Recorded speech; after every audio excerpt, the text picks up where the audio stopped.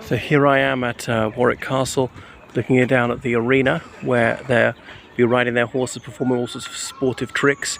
You can see the River Avon below, lazing its silvery way along. And then you can see the plains beyond taper away up to hills. Look at that huge trebuchet for firing things, or perhaps people. And you can see what a magnificent vista it commands. Seeing miles and miles away, you see a bluish tinge of the trees on the horizon. So this is the edge of Warwick Castle.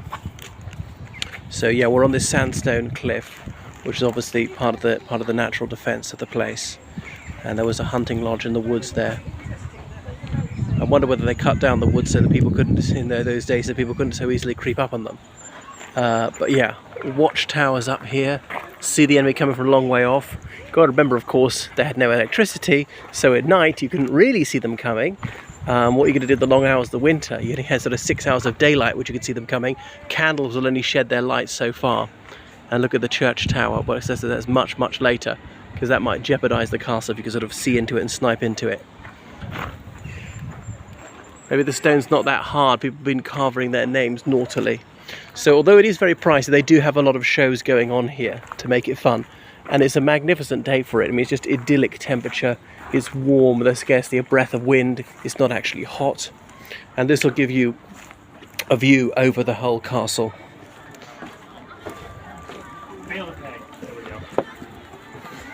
Anyway, so eventually artillery became so powerful that these castles were largely worthless as a military objective because they could knock down the walls quite easily.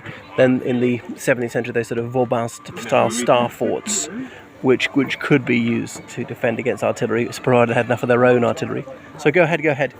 And this bit, I'm guessing that bit is 19th century, because you look at the large windows. In the Middle Ages, glass was so expensive, couldn't manufacture, often had to bring it from Spain, just had open windows. And plus, obviously, it would jeopardise you in a siege situation because it's just too big a target to fire into or to smash and try and climb through and things like that. So there you go.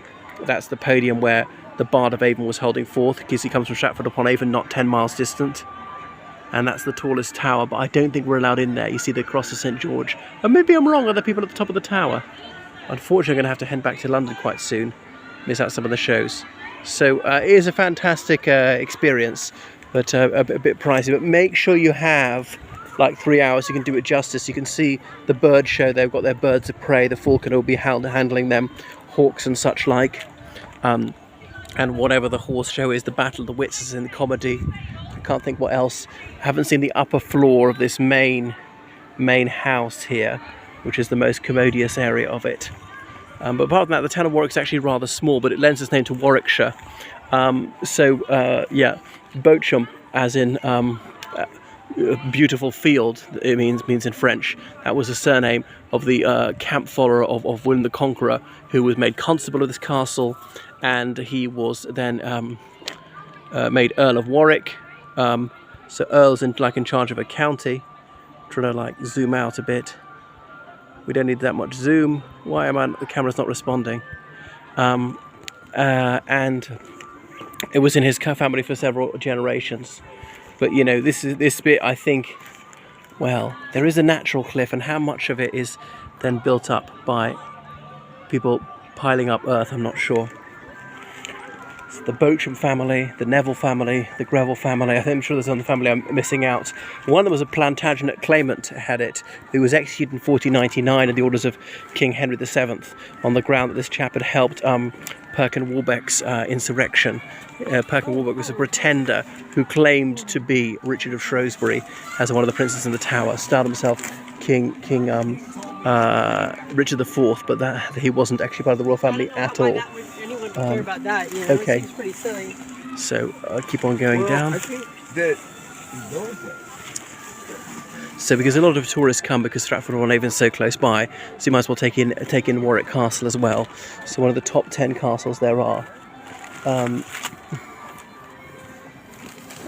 Oddly, it seems like I came up a different way here, but I mustn't have done that. There's got to be just one way up and one way down. Yeah, and so because, look at an extract from the Bayeux Tapestry. Look at this goblet. Here, Edward the King I don't even get the rest.